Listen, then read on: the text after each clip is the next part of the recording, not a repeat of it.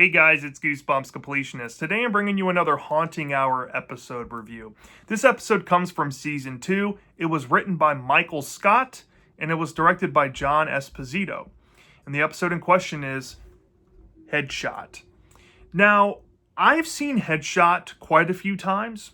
Maybe in recent years I haven't seen it that many times because, to be honest, I do have my token fan favorite Haunting Hour episodes I normally annually watch a couple times a year. And Headshot historically has not been one, but I do remember watching this on many re-airings on the Hub Network back in the day when this show was coming out. And I've mentioned the story to you all plenty of times, but when this show, The Haunting Hour, was coming out on the Hub Network, I was like devoutly recording every episode on my DVR, and I would watch them all the time. Because I was obsessed with it. And even though I was out of Goosebumps in high school when the show was coming out, this was kind of like a high school version of Goosebumps for me. I thought that this was a little more mature and darker than Goosebumps, and I immersed myself in this show because of that. Not saying that I, at one point, scoffed at Goosebumps or anything, but this was just something that appealed more to me when I was that age. And Headshot was one that I remember being a popular episode if people did bring it up at school and online. But these days, I'm seeing a lot of people out there, especially people who talk about Haunting Hour on social media like YouTube, saying that Headshot is one of the best episodes from this show. And after watching it for this review purpose and for Goose Junkies, it's a really good episode and it has held up. There are some mild things that I'll get into in the review portion later that kind of hold it back for me, but this is still a great, fantastic episode. If you have never seen Headshot, you should go check it out and take the time out of your day to see it. It's a allegorical story with a dark edge, and it's kind of like a retelling of a popular story called The Picture of Dorian Gray. If you've ever heard of that story, here you go. But let's get into the plot overview because I have a lot to unpack with this one without giving too much away. So the story starts off with, I guess, a high schooler named Gracie. And Gracie is this insecure girl who has this dream of one day being a part of the limelight that is teen or, I guess, adult tabloid culture by being a model, right? She works at an ice cream parlor. And her best friend Lexi and this other girl, played by Tiara Skovby, is in their ice cream parlor one day. And they're all, just, hanging out together while Gracie's working. And they get visited by this woman named Cassandra, who reveals herself that, she is a talent scout, I guess, for this magazine called Teen Teen, which is really big with these three girls. And encourages them all to come down and try out for this prettiest face competition that the magazine is holding. And Gracie gets this idea after, some words of encouragement, mildly from Cassandra, to participate in this. And Tiara Skovby's character seems to be the more shoe-in candidate because the other girls think that she's way prettier and guys like her more because she gets attention. That they don't think they have a chance, but they end up going over to the Teen magazine headquarters. And I think the friend Lexi of Gracie's is like not trying to be a model, but she's there to support Gracie, who wants to be. And she ends up running into Cassandra again, and Cassandra makes her a deal to give her some headshots and give her a makeover and show her what it's like to accentuate these features that she just doesn't know how to do, right? And Gracie feels on cloud nine. She's taking these photos with Cassandra, and she feels pretty for the first time ever. And Cassandra, after taking the photos, pretty much encourages her to, keep styling the way that she looks now. And these headshots are going to take her far in this competition. Well, Gracie, she ends up getting some copies sent to her phone, and almost immediately, Gracie's enamored by how they look. She's so impressed with how they turned out. And also, she realizes that she has some play with guys now. And there's a guy in the story, I didn't mention him, but he was also there when Cassandra came to visit the ice cream parlor. He's kind of like the fourth wheel of the friend group here. She notices that he gives her attention, like has always given her attention, but ever since she's gotten prettier, she's getting more attractive guys, and he's like asking her like, what's going on with you? Like, why are you acting this way? And she's like, don't worry about it. I'm just getting more attention. And her friend Lexi is doing the same thing, like asking her, like, why are you doing this? Being so mean to people. I don't want to spoil exactly what it is, but she essentially does some things out of character that she normally wouldn't do. Some big examples is she's taken a science test next to this guy friend, and she basically uses her looks to con him into cheating on the test for her, and he ends up getting in trouble, and she gets to get away with it. There's another scene later on where she's back at the ice cream parlor, and Tiara Skavby, after an altercation of these two girls at the studio taking photo shoots, I guess for their second rounds, they had a falling out with words. She realized that this girl is stiff competition, and she's letting the insecurities get to her. And also, Cassandra seems to be, roaming around town, following Gracie, letting her take a ride in the limo, and urging her that all this that is happening is worth it, and it's a choice at the end of the day, that you have to kind of do these things to get ahead and all that. And we also see something going on with Cassandra's character, and it may or may not imply she might be something supernatural of demonic origins. Well, as the story goes along, back at the ice cream parlor, cutting ahead now, we see an event that unfolds that has some setup early on in the story, where Tiara Skavby's character says that she's allergic to a specific dye that can be found in some foods at the ice cream parlor, that the main character Gracie was proactive not to give her. But because she's in the spirit of competition, she decides to give it to her anyway, and it ends up tainting her skin really bad in a really gross way. And as these events pile on, and I haven't touched on this yet either, but when, she cheats on the test, or when she says something mean to her friends, or when she does that thing to Tiara Skavby's character, she looks at the headshots on her phone, and they turn pretty much uglier and uglier and more demonic looking, implying that the inner beauty that she might have had before is slowly dying. Well, there comes a point in the story where there's some finalists involved after she gets ahead of this frenemy of hers, and she becomes a finalist, that she's being called to Teen Teen to essentially accept her victory, and she's going to get more photos taken, and she's going to have a photo op and all that, and she's excited for it. But her friend Lexi notices that something is very wrong, and her friend is not acting like herself. And when she goes to, have a conversation with Gracie, she also runs into Cassandra, and there's a mega bombshell reveal to Lexi from Cassandra about Cassandra's intentions with Gracie, and how she's gonna, move forward in this, and basically that Lexi has no power in the situation because Cassandra's already won. And Cassandra gets to Gracie before she heads out on stage to accept her award, and tells her that, remember, this is the choice you made. You need to live with it and just enjoy, the success you have now.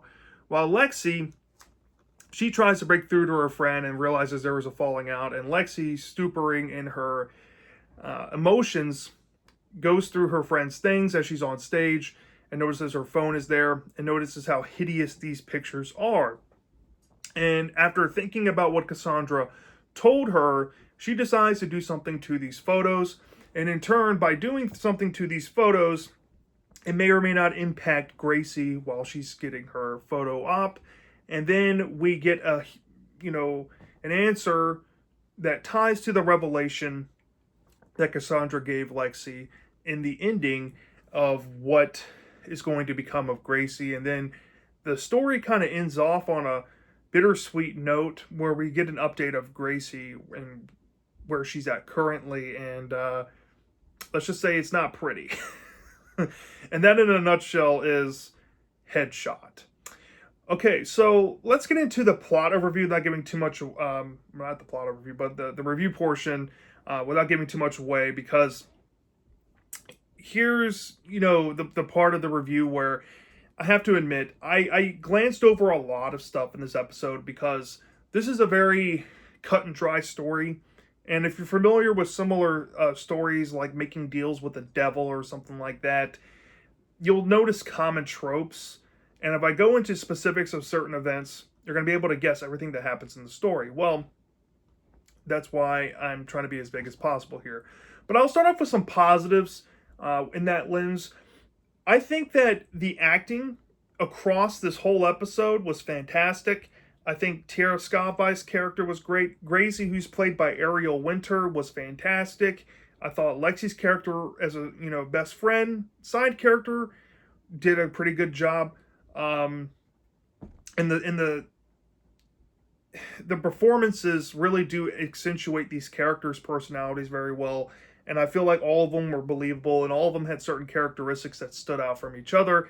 And the characters jumped off of each other rather nice. They had some good dynamics together, and it's kind of hard to find good kids horror stories with good character dynamics sometimes. But this one felt kind of refreshing on that end, so I really enjoyed myself there. The characters themselves were understandably written. This is one of those kids horror stories that involves a good character turning bad. And that is a thing that I really enjoy for some reason in the genre. And this is no different. And it was fun to watch. It could be kind of mean-spirited at times. It could be kind of ham-fisted. It could be kind of paint by numbers in similar fashions to other things out there. But it still works. It's not, I want to say this story is the most original thing ever. This idea has been done many times about vanity and the cost of beauty and, the value of inner beauty over outer beauty, I guess, stuff like that. It's no different here, but it's played up in that idea of introducing a character that is not necessarily after beauty, but more just doing this because they can. And it's thought-provoking. It's dark, it's morbid, it's twisted, and there's moments of the story that are kind of creepy, especially dealing with the headshot stills on the cell phone. When they change throughout the story, they get progressively worse. That stuff looked creepy. And seeing these random shots of Cassandra in the story that implies that she might be like this demon of sorts, mild spoiler there, but I'm not going to go any further than that, is incredible. Because when it's done subtly, but it's done quick enough to make you freaked out in like a legitimate jump scare way. So yeah, I think that the horror was well done here. The pacing of this episode was rather nice. The atmosphere is actually a bit standout for Haunting Hour standards because most of the time we're in that same generic neighborhood or the same school that all the episodes seem to take place in. But here, we get like a magazine, building and a photography studio. So there is a change of pace. You also get more township and riding through town in a limo. I guess that's fun. So there's that. It's a fun shakeup for the atmosphere of this show in particular. I do think that the themes and the messages of the story are really the heartbeat of it, where we're talking about losing yourself to try to be something that you want to be, and by doing so, you tear down friendships, you walk all over people, you abuse people to get what you want, and how that makes people feel. And you can see that in this story, and it makes you think about Gracie's, character arc in the story and where she's going and where she's heading. And I guess where it's supposed to deliver for people on the morality stance of it is you shouldn't want to be in Gracie's position. You shouldn't want to end up like Gracie ends up, and you shouldn't act like her. So for that, it's a great cautionary tale in the heart of it as well. So yeah, I have a lot of positives with this episode. There's nothing really mechanically wrong here, other than a few little nitpicks that do kind of add up. The first nitpick I have is that there are some dated like slang terms in this episode that I think, while while I definitely probably used this term when I was in high school, and trust me, there's some dated terms in Goosebumps, but there's quite a few in this episode here, and because I don't know what it is, if it's like an all-female cast, for some reason these shows like to write them in a catty way, and they use some really mean like words, and like just hearing the term butterface, I haven't heard that word in like almost 8 years. And when I think about it, I kind of cringe a little bit. And I think it was used maybe once or twice in the episode, and it's stuff like that that just ugh, you know what I mean? The second thing that I think is more of a nitpick here is that there's a few events that happen in the episode that kind of depend on context that happens off screen. And it happens a few times. Like, there will be conversations referenced with Cassandra that imply that a conversation took place, but the conversations we do see don't have that context. I mean, it's implied that they keep talking in private and stuff like that. So, it's one of those stories that have to trot along at certain points and just jump ahead because, I guess, of time constraints. And by doing so, they have to trim out additional interactions and just say that it happened off screen or whatever. That stuff inherently annoys me. I don't know what it is about it. I don't like it when Goosebumps does it. I don't like it when Nightmare Room or any kids' horror property does it. It's no different here. And then one last little nitpick I have about this episode that I'm not going to be the biggest stickler on, because my good friend BD Horror helped clear up a lot of my issues with it at first, and it was a big detractor for me at first, was how confusing the final 3 minutes of this episode surprisingly is. The whole story, you see this idea that Gracie's getting her inner beauty contorted or corrupted by something, and it has something to do with Cassandra, essentially. But by the last 3 minutes of the story, there's so much stuff happening, right? And you get this context dump and this motive dump by Cassandra to Lexi, and you understand what's going on in this photography studio, I should say. But when we get the result of it, it doesn't quite match up to what the story was doing originally. Because once you see what happens to Gracie, it's not about inner beauty that gets taken in the story. It's about outer beauty that's the main focus, especially by the end. And I just don't feel like, I guess considering that is kind of a twist here, that maybe that's what, Cassandra was after all along, possibly, or just after something from these girls. And I say that plural for a reason, but I'm not going to go any further on that. It makes me wonder, like, okay, so why wasn't some more seeds of this in the story? When you're dealing with outer beauty, wouldn't you think that if you're getting corrupted, why are the headshots on the phone being corrupted? Why isn't she getting just corrupted in her actual face? Who knows? It's one of those things that if you simplify it down, you're able to kind of give a simplified answer to not be harsh on it. But once you actually think about it, you're like, maybe they could have tweaked this a little bit better to make it register better. And that's just how I am with it. Like, I totally get what they were trying to do and what they were trying to say with what they did there. But I'm just going to say it. it could have been done better. And it's just a mild nitpick and a mild tweak they would need to fix ultimately to make it a little better for me. So I'll be more forgiving on that. So from a 0 to 5-star basis, y'all, honestly, I'm willing to give this episode maybe like a 4.7 out of 5 stars. I think where it counts, the story had some dark undertones. It was finely constructed. The acting was incredible. I like the character stuff. I like the good kid going bad trope in here as well. And not gonna lie, there's some pretty eerie stuff that happens in this story, and the ending is so mean that it's actually iconic.